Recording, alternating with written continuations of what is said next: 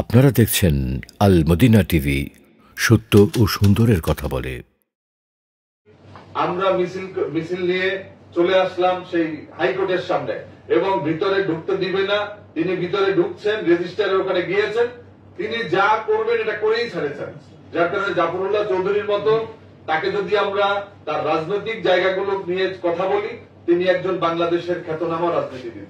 যদি তার দানশীলতায় আমি মনে করি তার মতো একজন দানবীর আমাদের সমাজে খুঁজে পাওয়া খুবই কঠিন হবে। কারণ আমরা যারা এমপি নির্বাচন করতে চাই তারা নির্বাচনী এলাকাতে শুধুমাত্র ভোটের জন্য চিন্তা করি। আমরা কেউ নিজের একটা গণ্ডির ভিতরে চিন্তা করি। এই জাফরুল্লাহ চৌধুরী কখনো এমপি নির্বাচন কোন দলের চেয়ারম্যান হওয়ার কোন খায়েশ ছিল না। তিনি যা করেছেন মানবতার জন্য করেছেন। তার প্রতিষ্ঠিত হাসপাতাল সমাজ ভিত্তিক একটা হাসপাতাল।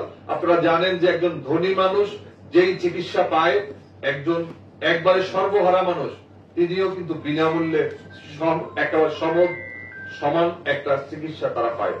এরপরে তিনি অনেক বিশ্ববিদ্যালয় করেছেন, স্কুল করেছেন, মাদ্রাসা করেছেন। করোনার সময় কিট নিয়ে তার সাথে যেই স্বরাষ্ট্রযন্ত্র যেই ব্যবহার করেছে এটা অমার্জনীয়। আজকে আমরা দেখেছি যে মোবাইল ক্লিনিক করে মানুষের বাসায় বাসায় তিনি এই করোনার সময় চিকিৎসা এবং সমস্ত সেই অক্সিজেন এবং এখনো সেই চিকিৎসা কিন্তু চালু রয়েছে।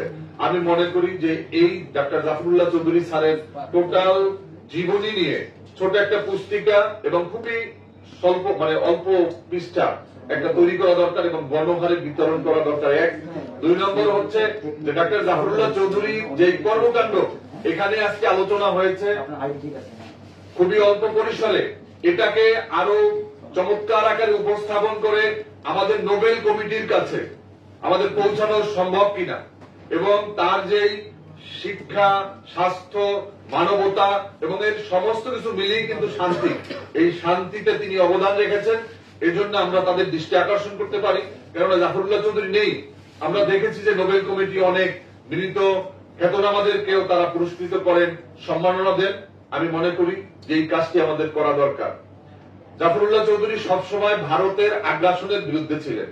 ভারতের বিরুদ্ধে তিনি, ভারত রাষ্ট্রের বিরুদ্ধে কখনো কেউ কথা বলতে পারে না। লেবার পার্টি এবং আমাদের মঞ্চে যারা আছে আমাদের সবাই আমরা আগ্রাসনের বিরুদ্ধে, আধিপত্যবাদের বিরুদ্ধে, সামন্তবাদের বিরুদ্ধে, সমস্ত অত্যাচার নির্যাতনের বিরুদ্ধে, গণতন্ত্রের পক্ষে আমরা কাজ করছি। আপনি দেখবেন ডক্টর জাফরুল্লাহ চৌধুরী সাহেবের সমস্ত প্রতিষ্ঠানের সাথেই কিন্তু গণ শব্দটা লাগানো। তিনি আমাদের মান্না ভাইরা যে জোট করেছেন সেখানেও কিন্তু এই গণ শব্দটা লাগানো আছে। গণতন্ত্র মঞ্চ, তারপরে আপনার গণস্বাস্থ্য কেন্দ্র, তারপরে তার যেই গণস্বাস্থ্য ফার্মাসিউটিক্যাল, সমস্ত জায়গাতে তিনি গণমানুষের চিন্তা করতেন। আজকে এই দুঃসময় তাকে আমাদেরকে বাঁচিয়ে রাখতে হবে। আমরা হচ্ছি তার রাজনৈতিক উত্তরাধিকার, আর তার পরিবারের যারা আছেন তারা তার মতো সম্পদের অধিকার বা তার বিভিন্ন জিনিসের অধিকার। আমরা মনে করি যে ডক্টর জাফরুল্লাহ চৌধুরী একজন খাঁটি মানুষ ছিলেন এবং আমি দেখেছি যে করোনার সময় তিনি যেভাবে হকারদেরকে খুঁজে খুঁজে তারপর তাদেরকে বিভিন্নভাবে সহযোগিতা করেছেন, ঠিক একইভাবে তিনি বিভিন্ন আলেম ওলামাদেরকে বিভিন্ন মসজিদ মাদ্রাসার বিভিন্নভাবে তিনি অনুদান প্রদান করেছেন। তখন মসজিদের ইমামরা পর্যন্ত মসজিদে যেতে পারতেন না, মুয়াজ্জিনরা কাজ করতে পারতেন না। তাদের পরিবার কিভাবে চলে আমি নিজে সাক্ষী। আমি নিজের হাত থেকে অসংখ্য ইমাম মুয়াজ্জিনদেরকে সেই যে বড় বস্তা নিজের হাতে দিয়েছি। অনেক সাংবাদিকদের বাসাতে গিয়ে তারপরে আমি আমার লেবার পার্টিকে যেই সহযোগিতা করেছে আমি সেখান থেকে তাদেরকে দিয়েছি। জাফরুল্লাহ চৌধুরী সাহেবের মতো একজন মহিরুহু আমাদের সমাজে অনেক দরকার, কিন্তু হয়তো আমরা কবে তার মতো একজন ব্যক্তি আবারও পাবো এটা নিয়ে সন্দিহান। ভারত আমাদের চারপাশে নয়, তিন দিকে বিরাজ করছেন এবং আমাদের প্রতিবেশী, আমরা তাদেরকে অস্বীকার করার কোন সুযোগ নাই। প্রতিবেশীকে কখনো পাল্টানো যায় না, কিন্তু আমরা প্রতিবেশীর কাছ থেকে সৎ প্রতিবেশী সুলভ আচরণ প্রত্যাশা করি। কিন্তু ভারত আমাদের সাথে আমাদের সৎ প্রতিবেশী সুলভ তো দূরের কথা, তারা আমাদের কখনো কোনো আমলে নিচ্ছে না। তারা আমাদের স্বাধীনতা বিশ্বাস করে না। আপনারা জানেন যে আমাদের যে সিলিন্ডার হয়েছিল সেখানে কিন্তু আমাদের যে মুক্তিযুদ্ধের সর্বাধিনায়ক এমএজি ওসমানীকে তাকে কিন্তু উপস্থিত করা হয় নাই এবং তিনি যে বিমানে করে সিলেটে তিনি গিয়েছিলেন সেই বিমান কিন্তু হামলা করা হয়েছিল এবং বিমান পুড়ে গিয়েছিল, আল্লাহ রক্ষা করেছে, আমাদের ওসমানী সাহেবরা বেঁচে ছিলেন। যে বড় এক চক্রান্তের জায়গা, এবং তখনও কিন্তু ওই বিমানে জাফরুল্লাহ চৌধুরী সাহেব ছিলেন, অবশ্যই তো হেলিকপ্টারে ছিলেন। এই ভারত আমাদেরকে ভাতে মারতে চায়, পানিতে মারতে চায়। ভারতের আপনারা দেখেছেন যে মৌলানা আব্দুল হামিদ খান ভাসানীর নেতৃত্বে সেই যে ফারাক্কা লং মার্চ, যেই ফারাক্কা পাকিস্তান আমলে তৈরি করা হয়েছিল, পাকিস্তানের পরে যখন বাংলাদেশ হলো, শেখ মুজিবুর রহমানের কাছ থেকে 41 দিনের জন্য একটা জাস্ট ট্রায়াল স্বরূপ একটা অনুমতি নিয়ে শুরু করেছে। আজকে 53 বছরে ভারত সেই ফারাক্কা বাঁধ বন্ধ করেনি, বরঞ্চ আমাদের যে ন্যায্য হিস্সা সেখান থেকে আমাদেরকে বঞ্চিত করা হচ্ছে। আমরা ভাটির দেশের মানুষ, আমাদের অধিকার রয়েছে। তারা আমাদেরকে শুকনার সময় বাঁধ বন্ধ করে আমাদেরকে শুকিয়ে মারে। আপনারা যারা এই কুষ্টিয়া, মেহেরপুর সহ বিভিন্ন এই অঞ্চলে যারা যান, এই লালমনিরহাটে দেখবেন হাজার হাজার লক্ষ লক্ষ কিলোমিটার জায়গা আজকে মরুভূমিতে পরিণত হয়েছে। বড় বড় ফাটল, হার্ডিংস ব্রিজ, মধুমতি নদী, আজকে এগুলো একটা গল্পের মতো অবস্থা হয়েছে। ব্রিজের জায়গায় দাঁড়িয়ে আছে, কিন্তু মানুষ এবং পশু জীব জন্তু নিয়ে সেই ব্রিজের নিচ থেকে চলাচল করছে। আজকে আমরা ঠিক একইভাবে ফারাক্কার মতো আরেকটা বাঁধ, সেই টিপাই মুখে বাঁধ তারা নির্মাণ করেছে। এই ভারত বিভিন্ন ক্যানেল, বিভিন্ন ড্যাম, বিভিন্ন ধরনের তারা বাঁধ নির্মাণ করে আমাদের 54 অভিন্ন নদীতে তারা বাঁধ নির্মাণ করেছে। আমাদের উজানে যে সমস্ত নদীগুলো রয়েছে, ফেনী নদীর পানি আমাদেরকে ঠিকমতো আমাদেরকে হিস্সা দেওয়া হচ্ছে না। আমাদের তিস্তার কথা ঝুলিয়ে রেখেছে 17 বছর শেখ হাসিনা। আজকে তারা তাদের মন্ত্রীরা, পররাষ্ট্রমন্ত্রী বলে ভারতের সাথে তাদের স্বামী স্ত্রীর সম্পর্ক।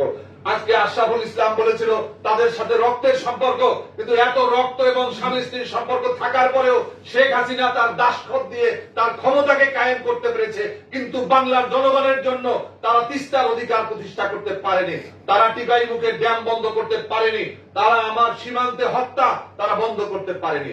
আপনারা দেখেছেন গত কয়েকদিন আগে সেই সীমান্তে আমাদের বাংলাদেশের বর্ডারের ভিতরে ঢুকে তারপরে সেখানে তারা বিএসএফ বাংলাদেশিদেরকে গুলি করেছে, মানুষকে, সাধারণ মানুষকে হত্যা করেছে। আমরা ভারতকে দেই ইলিশ মাছ, তারা আমাদেরকে দেয় সীমান্তে লাশ। আমরা ভারতকে দেই জামদানি ছাড়ি, তারা আমাদেরকে দেয় ফেন্সিডিল। ফেন্সিডিলের যত কারখানা রয়েছে সমস্ত কারখানাগুলো রয়েছে বাংলাদেশ ভারত সীমান্তে। সেখান থেকে আমাদের টাকা, আমাদের অর্থ দিয়ে যখন এই ফেন্সিডিল বাংলাদেশের ভিতরে ঢুকে তখন তাদেরকে কিন্তু ধরা হয়। আমাদের বাংলাদেশের যারা আছেন তারা ধরেন, কিন্তু ওই সীমান্তে কিভাবে ওই ফেন্সিডিল বাংলাদেশের ভিতরে ঢুকলো, তখন কেন গুলি করলো না আজ পর্যন্ত শুনিনি। যদি ভারত থেকে আসার সময় সে কোন গরু ব্যবসায়ীকে তারা হত্যা করেছে, তারা গুলি করেছে, কোন ভারতীয় গরু ব্যবসায়ীকে তারা হত্যা করে না, কোন ফেন্সিডিল ব্যবসায়ীকে তারা হত্যা করে না। কিন্তু বাংলাদেশের মানুষ, তাদেরকে সীমান্তে যারা বসবাস করে তাদের কাছে আপনারা যদি যান শুনবেন ভারতের অত্যাচার নির্যাতনের কথা। শুধুমাত্র রমজান মাসে 5 জন বাংলাদেশিকে তারা হত্যা করেছে। ফেলানি তো গরু ব্যবসায়ী ছিল না, তাকে কেন হত্যা করা হয়েছিল? বিশ্বের কোন দেশে সীমান্তের কাঁটাতলে একটা মানুষকে হত্যা করে ঝুলিয়ে রাখা হয়, এর কোন নজির নাই। আমরা পাকিস্তানের বিরুদ্ধে আমরা আন্দোলন করেছি, বাংলাদেশ নামক একটি রাষ্ট্র আমরা অর্জন করেছি, কিন্তু 23 বছর পাকিস্তান থাকার সময়ে পূর্ব পাকিস্তান এবং ভারতের সাথে যেই সীমান্ত ছিল সেই সীমান্তে আমার মনে হয় না যে একজন মানুষকে তারা হত্যা করেছে, পারে না। আপনারা দেখবেন পাকিস্তানের সাথে যদি কখনো একজন পাকিস্তানি নাগরিককে তারা হত্যা করে তার বদলা 3 জন 4 জন তারা বদলা নেয়। আমাদের বিডিআর ছিল, যাদের নাম শুনলে এই বিএসএফ এর হাঁটু কাঁপত। সেই পদুয়া বড়ই বাড়িতে সেদিন জওয়ানরা যে ভূমিকা রেখেছিল তার বদলা নিয়েছে তারা পিলখানার হত্যার মধ্য দিয়ে। দেশীয় এবং আন্তর্জাতিক ষড়যন্ত্রের মধ্য দিয়ে আমাদের বিডিআর এর নাম নিশানাকে তারা মুছে ফেলেছে। আজকে বিজেপি তারা শুধুমাত্র সীমান্তে বাংলাদেশিদেরকে হত্যা করার পরে তাদের লাশ গ্রহণ ছাড়া তাদের আর কোনো কাজ নাই। এটাই মনে হয় যেন একটা চিরাচরিত নিয়মে পরিণত হয়েছে।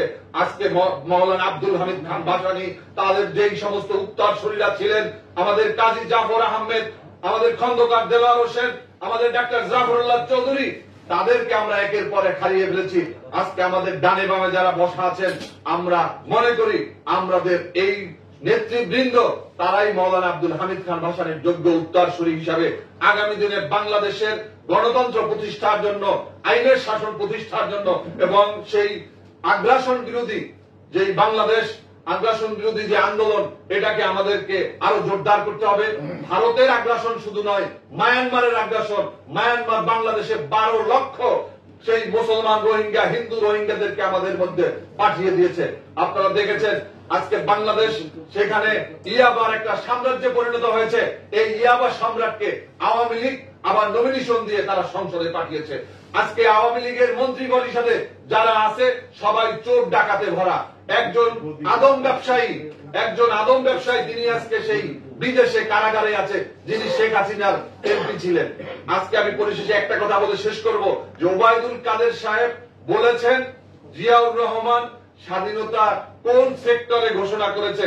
আমি ওবায়দুল কাদেরকে বেশি কিছু বলবো না, আমি বলবো যে আপনার ভাই কাদের মির্জা তিনি বলে দিয়েছেন যে আপনার বাবা রাজাকার ছিল। একজন রাজাকারের সন্তান হিসেবে আপনি কিভাবে মুক্তিযুদ্ধই তো আপনি বিশ্বাস করেন না।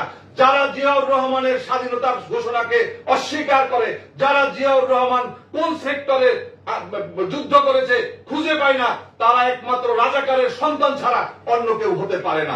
আজকে এই ওবায়দুল কাদেরকে চিকিৎসা করানো দরকার। আজকে তাকে সেই পাবনায় পাঠানো উচিত। আজকে তিনি মানসিক ভারসাম্যহীন হয়ে পড়েছে। এই সমস্ত পাগল দিয়ে বাংলাদেশ চলে না। যার কারণে বলবো যে আজকে গণতন্ত্রকামী যে শক্তি, বিশেষ করে এখানে আমার ডানে বামে গণতন্ত্র মঞ্চের শীর্ষ নেতৃবৃন্দ রয়েছে, আপনাদেরকে নতুন করে চিন্তার সময় এসেছে। বাংলাদেশে আমরা একটা অর্থবহ পরিবর্তন চাই।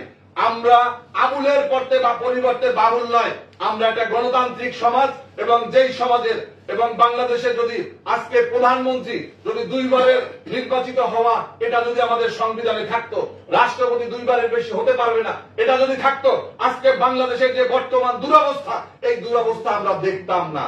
আজকে শেখ হাসিনা 4 বার হয়েছে, তিনি মনে করে খালেদা জিয়া যদি সুস্থ থাকে, তিনি যদি আরেকবার হয় তাহলে তো আমার সমকক্ষ হয়ে যাবে। এই জন্য তিনি তার ক্ষমতা ছাড়তে চান না। তিনি তার ক্ষমতার রাজ সিংহাসন তিনি আঁকড়ে ধরে আছে, জোর জবরদস্তি করে, জনগণকে জিম্মি করে। তিনি গণভবনে বসে বলে আমাকে 7ই জানুয়ারি আমাকে জনগণ বিপুল ভোটে ভোট দিয়ে তারপরে আমাকে ক্ষমতায় বসিয়েছে। আওয়ামী লীগের লাজ লজ্জা থাকলে আওয়ামী লীগের এমপি, মন্ত্রী, প্রধানমন্ত্রী তারা বোরকা পরে তারপরে দিনের বেলা রাস্তায় নামতো। যাদের মান সম্মান ইজ্জত নাই, তাদের নিয়ে কথা বলে কোনো লাভ নাই।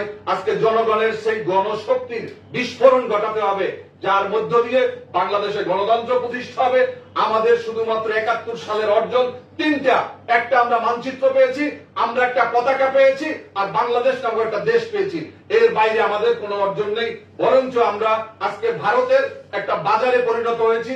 আজকে আমাদের ভারতকে এই পণ্য বর্জনের যে আমরা আন্দোলন করছি, আমরা মনে করি এই পণ্য বর্জন দিয়া ভারতের অর্থনীতি ধ্বংস হয়ে যাবে, এটা আমরা বিশ্বাস করি না। তবে বলতে চাই, আমরা ঝিকে মেরে বউকে শিখাতে চাই, ভারতকে বুঝাতে চাই যে ভারতের হাই কমিশনারের উপস্থিতিতে ওবায়দুল কাদের বলেছে যে এই ভারত আমাদের পাশে ছিল, এজন্য আমরা 7 তারিখে নির্বাচন করতে পেরেছি এবং আমরা ক্ষমতায় আসতে পেরেছি। আমরা বিশ্বাস করি ভারত বাংলাদেশের 18 কোটি জনগণের সাথে সম্পর্ক ছিন্ন করে শুধুমাত্র আওয়ামী লীগের সাথে সম্পর্ক করেছে, একটা দলের সাথে সম্পর্ক করেছে। এজন্য আমরা ভারতের এই সরকারের জন্য আমরা মনে করি ভারতের পণ্য বর্জন করা, এই আন্দোলনকে জোরদার করা আমাদের নৈতিক দায়িত্ব। আমরা ভারতকে বুঝাতে চাই যারা এই অবৈধ এবং বিনা ভোটের সরকারের পাশে থাকে, তাদের সাথে এদেশের জনগণ থাকে না, এবং তাদের যারা দালাল, যারা তাদের ক্ষমতায় আনার জন্য বিভিন্নভাবে বিভিন্ন সময়ে সহযোগিতা করেছে। 14 সালে আমাদের মনে আছে যে ভারতের পররাষ্ট্র সচিব প্রকাশ্যে হোসাইন মোহাম্মদের সাথে বলেছে আপনি নির্বাচনে না গেলে বিএনপি জামাত ক্ষমতায় আসবে।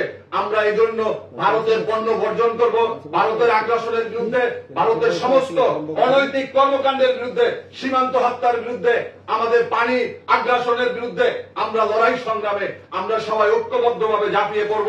আজকে আপনারা যারা আমাদের এই আয়োজনে উপস্থিত হয়েছেন, ডাকে সাড়া দিয়েছেন, লেবার পার্টির কর্মসূচিতে এসেছেন, আপনাদেরকে আবারও ধন্যবাদ জানিয়ে আমি আমার বক্তব্য শেষ করছি। বাংলাদেশ জিন্দাবাদ, বাংলাদেশ লেবার পার্টি জিন্দাবাদ। দেখা হবে রাজপথে, কথা হবে স্লোগানে। ধন্যবাদ।